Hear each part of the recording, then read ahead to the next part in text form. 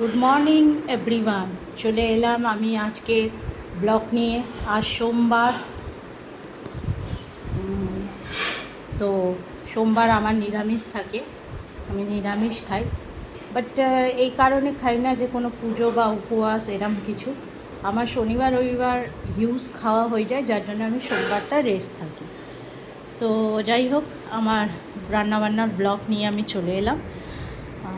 সকালবেলা তো হাজব্যান্ডকে চাউমিন বানিয়ে দিয়েছি ব্রেকফাস্টে, প্রাউন আর এগ দিয়ে, ভেজিটেবল দিয়ে।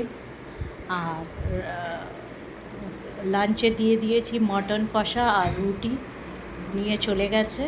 আর আমি আজকে ব্রেকফাস্টে বানিয়েছি হচ্ছে নুডলস। এই যে এটা নুডলস বানিয়েছি, টোটালি ভেজ।